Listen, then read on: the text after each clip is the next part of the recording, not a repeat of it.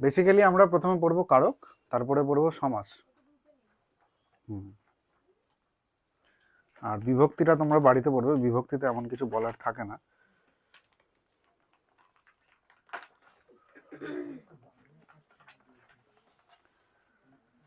কারক বোঝার, কারক এমন কিছু খুব একটা মানে মানে কঠিন জিনিস নয়, সমাজটা একটু কঠিন, তাও আমরা এমন করে পড়বো যেন সিটেটে যতটুকু আসে, বা সবাই দিকে কনসেন্ট্রেট করো প্লিজ, একটু এদিকে দিকে। কি না 30, সব 30। সাধারণত প্রশ্ন আসে না সমাস বা কারক, যদি আসে তাহলে তোমরা কি করে পার করবে সেটার জন্য এটা, ঠিক আছে? তো কারকের বিষয়টা হচ্ছে আমরা ভার্বকে বা ক্রিয়াকে প্রশ্ন করেই কারক বের করতে পারি। আমি অত ভালো করে নিজেও পড়িনি, তোমাদেরও পড়াতে পারবো না, কিন্তু যা আসবে এর মধ্যে থেকে আসবে, এর বাইরে আসবে না, ঠিক আছে?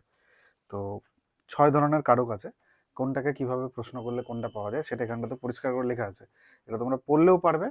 তাও আমি একবার দেখিয়ে দিচ্ছি, একটাই লাইন তোমরা যদি মনে রাখো, এই লাইন থেকে সব কারকগুলো বোঝা যায়। দেখো লাইনটা আছে, বেগম সাহেবা প্রতিদিন, ছোট করে লেখা আছে, বেগম সাহেবা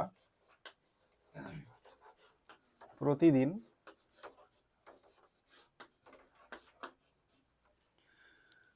ভাড়ার থেকে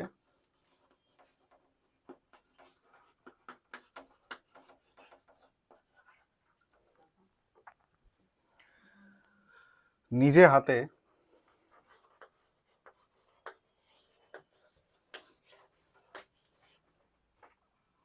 গরিবদের চাল দিতেন।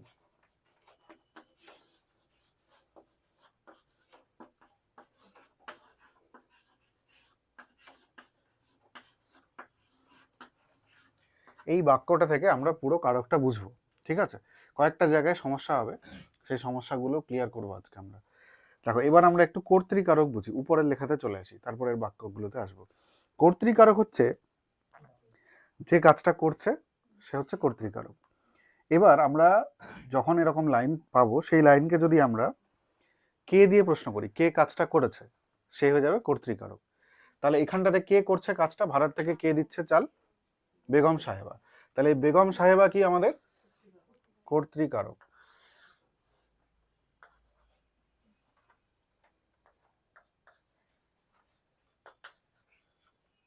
হলো? এরপরের যে কারকটা সেটা হচ্ছে কর্মকারক, যে কাজটা করছে সেটা, মানে কাজটা যেটা হচ্ছে সেটা। দেখো এখানে বলেছে কর্মকারক কোনটা, কর্মকারক বলছে কি বা কাকে দিয়ে প্রশ্ন করলে, না না যে কাজ করছে সেটা নয়, কি বা কাকে দিয়ে প্রশ্ন করলে সেটা হয়ে যায় কর্মকারক। যে কর্মটা হচ্ছে, হ্যাঁ ঠিক ঠিক। মানে এখানটাতে তাহলে কর্মকারক আমরা এটাতে প্রশ্ন করি যে কি দিতেন বা কাকে দিতেন, কি দিতেন বা কাকে দিতেন। এখানে যেহেতু কিছু একটা জিনিস দেওয়া হচ্ছে, তাহলে কি দিতেন, কি দিতেন এখানটাতে চাল দিতেন। চালটা তাহলে কি হয়ে গেল আমাদের কর্মকারক।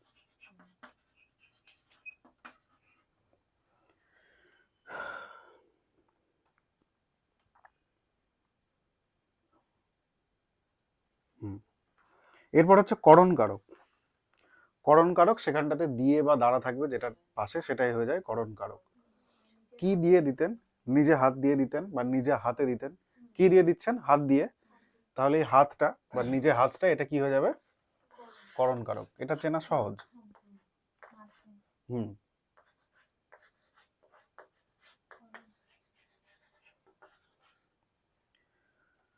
নেক্সট হচ্ছে সম্প্রদান কারক। সম্প্রদান আর সম্প্রদান আর কর্মতে মাঝে মাঝে সমস্যাটা হয়। চলো সম্প্রদানটা দেখি। সম্প্রদান বলছে যদি কাউকে সত্য ত্যাগ করে ফেরত পাওয়ার আশা না করে কিছু দেওয়া হয়, তাহলে সেটা কি হবে, তাহলে হবে সম্প্রদান কারক।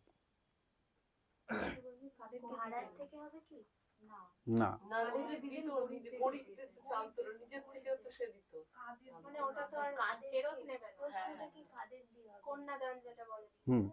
ক্রিয়াকে কাকে দিয়ে প্রশ্ন করা হয়। চলো আমরা দেখে নিচ্ছি, এখানে দুটো এক্সাম্পল ভালো ভালো দেওয়া আছে, আমি ওইভাবে বানিয়েছিলাম যেন আমার পড়াতে সমস্যা না হয়। দেখো এখানটাতে কি করেছে, গরিবদের যে চাল দিয়ে দিয়েছে সেটা কি আর ফেরত নেবে, ফেরত নেবে না। তাহলে এখানে আমরা কাকে দিয়ে যখন প্রশ্ন করব তখন আমরা কি পাচ্ছি? সম্প্রদান। কাকে দিয়ে প্রশ্ন করে উত্তরটা কি পাচ্ছি? কাদেরকে দিচ্ছে? গরিবদেরকে। তাহলে গরিবদেরটা কি হলো আমাদের? সম্প্রদান কারক। আচ্ছা, এবার বিষয়টা হচ্ছে যদি বলতো যে ধোপাকে কাপড় দাও, দিয়ে আবার ফেরত নিয়ে নেবো, তখন কিন্তু সেটা সম্প্রদান কারক হতো না। মানে সেখানটাতে ধোপা, কাকে দিয়ে প্রশ্ন করছি, কাকে দিব আমরা? ধোপাকে। তাহলে ধোপাটা কি সম্প্রদান কারক হতো না। ঠিক আছে? যদি ফেরত পাওয়ার না গল্প থাকে তাহলে সেটা সম্প্রদান কারক হবে। তাহলে সেখানটাতে দেখো লেখা আছে ধোপাটা হয়ে যাবে কর্মকারক। কাকে দিতে? ঠিক আছে?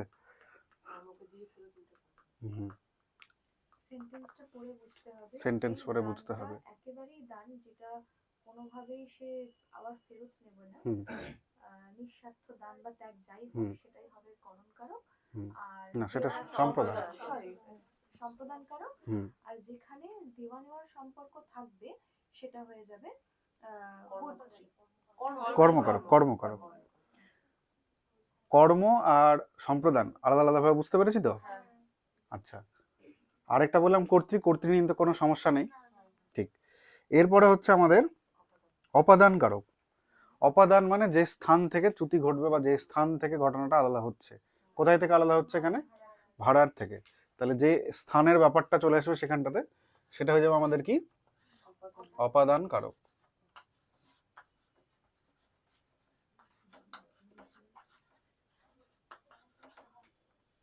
অপাদানে মনে রাখার সহজ বিষয় হলো বাক্যের মধ্যে থেকে শব্দটা থাকলে চেনা যাবে তার আগের শব্দটাই মূলত অপাদান কারক হয়। অপাদান কারক হয়। ওখান থেকে চ্যুতি বোঝাচ্ছে, তার মানে ওটা অপাদান কারক হবে।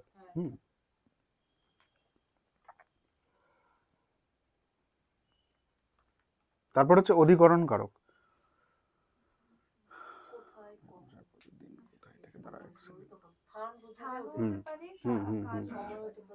এই যে অপাদান আর অধিকরণ আবার ক্লাস করবে। দেখো কোথায়, দেখো অধিকরণে কি কি দিয়ে প্রশ্ন করছি আমরা? অধিকরণে প্রশ্ন করব আমরা কোথায়, কখন, কোন বিষয়ে। সেটা হয়ে যায় অধিকরণ, মানে আধার যেটা। কিন্তু ওখান থেকে চ্যুতিটা ঘটে না। চ্যুতি যখন ঘটবে তখন সেটা হবে অপাদান। আর এখানটাতে অধিকরণের জন্য আমরা কি কি দিয়ে প্রশ্ন করব? কোথায়, কখন, কোন বিষয়ে।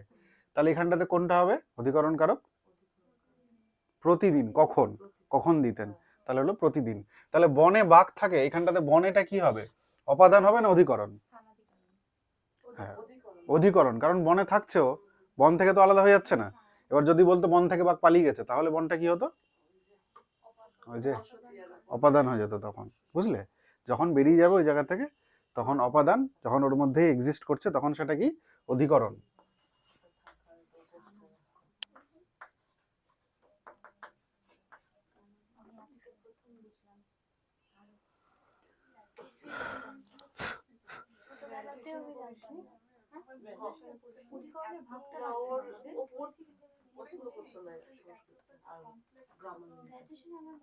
বুঝলে? কমপ্লেক্স হয়নি, এটাই সহজ। এর থেকে অনেক বেশি কমপ্লেক্স হয়।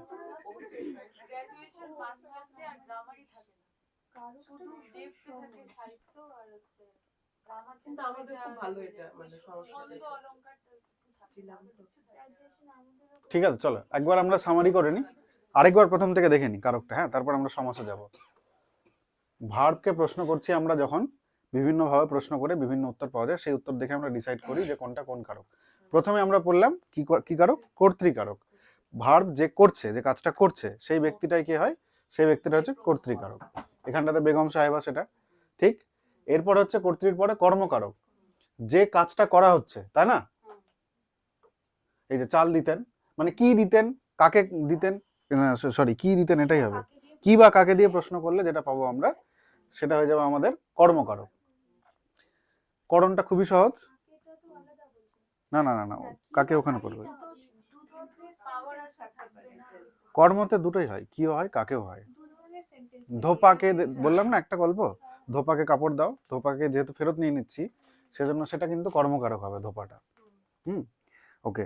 কর্ম হলো, করণটা তো খুব সহজ, যেটা দিয়ে ঘটছে, তাই না? দ্বারা, নিজে হাতে।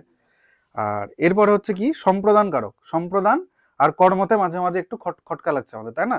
তো সম্প্রদানের গল্প বললাম, যেটা আর ফেরত নেবে না, যাকে দিয়ে আর ফেরত নেব না আমি, সেই ব্যক্তিটা হয়ে যাবে কি সম্প্রদান কারক। আর যাকে দিয়ে ফেরত নিয়ে নেব, মানে যাকে দেওয়াটা টেম্পোরারি, সে কি হবে? কর্ম। তখন কাকে দিয়ে প্রশ্ন করলে ওই ব্যক্তিটা আসবে। ঠিক আছে, এরপরে হচ্ছে অপাদান। অপাদানটা কি? যেখান থেকে বিচ্যুতি করবে, এটা মনে রাখবে, যেখান থেকে খসে যাচ্ছে জিনিসটা, যেখান থেকে বেরিয়ে যাচ্ছে। তাহলে বেরিয়ে যাচ্ছে কোথায় থেকে? ভাড়ার থেকে। তাহলে ভাড়ারটা কি হয়ে গেল আমাদের? অপাদান। ঠিক। আর যদি বলতো যে বেগম সাহেবা প্রতিদিন ভাড়ারে চাল রাখেন, অধিকরণ কারক হতো, কারণ ভাড়ার সেখানটাতে মানে আধার দিচ্ছে, অধিকরণ করছে, তাই না? এরপরেরটাই অধিকরণ আছে। অধিকরণ আমরা তিন ভাবে বুঝবো। টাইম দেখবো যে কখন হতো, কোথায় হতো, তাই না? আর এটা কি আছে? কোন বিষয়ে, কখন কোথায় কোন বিষয়ে যে জায়গাতে ঘটনাটা ঘটছে, বা যে সময় ঘটনাটা ঘটছে, বা যে বিষয় সংক্রান্ত ঘটনাটা, সেটা কি হবে? সেটা আমাদের অধিকরণ হবে। তাহলে এইখানটাতে এই লাইনে একটাই অধিকরণ কারক আছে, সেটা হচ্ছে কি? প্রতিদিন। কখন দিতেন? প্রতিদিন দিতেন। ঠিক আছে। বা যদি হতো বেগম সাহেবা নিজের বাড়িতে, নিজের বাড়িটাও কি হতো? অধিকরণই হতো। নিজের বাড়িতেই ঘটনাটা ঘটাচ্ছে, কোথায় ঘটাচ্ছে? নিজের বাড়িতে। ঠিক। আচ্ছা, এই হলো তোমাদের কারক। এভাবে একটু মনে রাখতে হবে।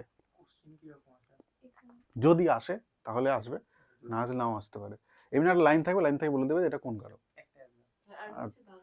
আসে না সাধারণত, না না, সাবজেক্টে 15 মার্কস, কম্প্রিহেনশনে 10, 5 বা 7, 8 এরকম করে থাকে, মানে একটা গদ্য একটা পদ্য। এবার গদ্যর হয়তো কোনো পদ্যর হয়তো প্রতিদিন বলে দিল যে প্রতিদিন এই লাইনের প্রতিদিনটা কোন কারক, তখন তোমার এই ধারণাটা ক্লিয়ার থাকা দরকার। খুব একটা কঠিন নয়, এটা আজকে বুঝলে আরেকবার ভিডিও দেখলেই ক্লিয়ার হয়ে যাবে। হলো কারক। এরপরে যেটা কঠিন সেটাতে যাচ্ছি আমরা, সমাস। বন্ধ করো তো।